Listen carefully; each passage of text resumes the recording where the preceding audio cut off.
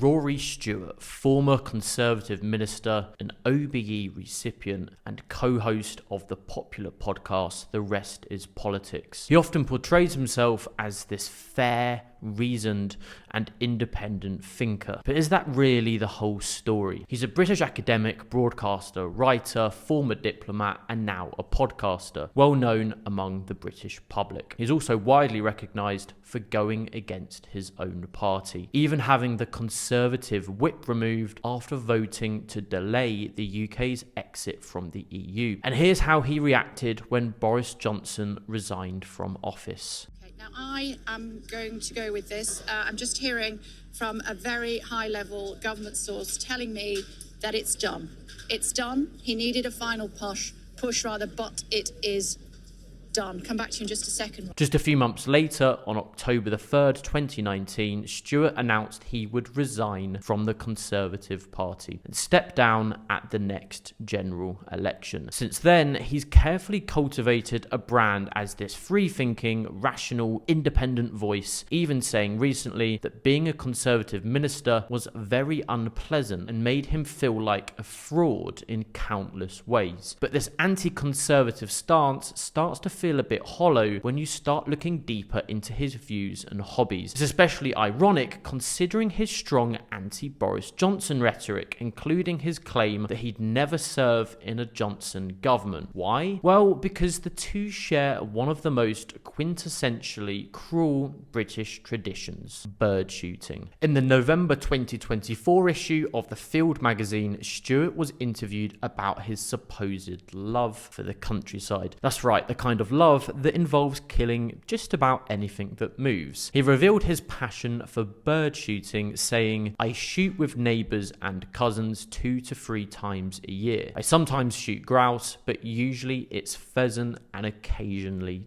duck." Clearly, he's not picky then about what bird he has in his sights. He goes on to say, "It's part of my sense of tradition, my relationship to my neighbours, my cousins, the friends I meet. And I'm a pretty terrible shot. I miss more birds than I hit." Hilarious, right? Laughing about the lives lost and the torment inflicted on countless birds trying desperately to escape his bullets. What's really revealing about this interview is not just that it highlights the inconsistency in Stewart's carefully curated image as this rational and ethical thinker, it's that it reflects how normalised bird shooting still is in the UK. For someone like Rory Stewart, a public figure who likely thinks his reputation as this man of reason will remain untarnished, to casually laugh about killing birds speaks volumes about the uphill battle we face in ending this industry. And let's be honest, would Stewart be as willing to admit to other controversial pastimes like fox hunting? Has that practice faced enough bad press to make it off limits even for him? It's especially ironic when you consider Stewart's podcast with Alistair Campbell, which promotes temperate and informed, reasoned political debate. Meanwhile, in his personal life, he engages in a cruel pastime justified as tradition, because it's a nice way to bond with family and friends. This hypocrisy is reminiscent of a certain Nigel Farage, who likes to portray himself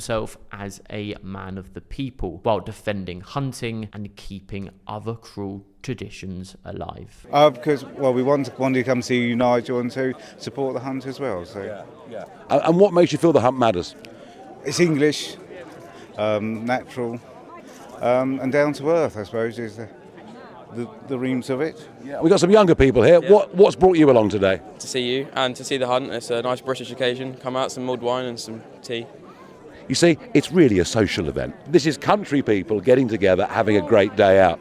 And then there's the wider issue: the damage grouse shooting itself causes, the burning of moorlands, illegal persecution of birds of prey, and the environmental harm, along with, of course, growing public condemnation, make it all the more astonishing that Rory Stewart openly promotes such a practice. If you haven't already, I would highly recommend signing the petition to ban driven grouse shooting. The numbers are rising, which is really good to see. It's also worth noting that by contributing to The Field, a publication dedicated to field sports like shooting, hunting, and fishing, Stewart is aligning himself with groups intent on preserving these cruel and unnecessary practices. Not exactly a great look then for someone who brands themselves as a logical, independent thinker. Ultimately, this highlights why Stewart's polished image of reasoned independence just doesn't hold up. In truth, he has far more in common with Boris Johnson, David Cameron, and the other bloodsport-loving conservatives than he'd probably like to admit. It's yet just another reminder of how deeply embedded and normalised animal cruelty remains in the UK. It's less the rest is politics and more the rest is cruelty. This is why initiatives like bloodbusiness.info are so important. By documenting the companies that support hunting and shooting, we can shine a light on the scale of this cruel industry. If you haven't already checked out the site, please do. Give your local area a search and see what you might find. If you like what you're doing, as always, please consider subscribing to Protect the Wild here on YouTube. It's the best way to stay updated on our work. And I'll also leave the links to everything I've mentioned in this video down below. Thanks for watching, and let's keep working to end wildlife abuse.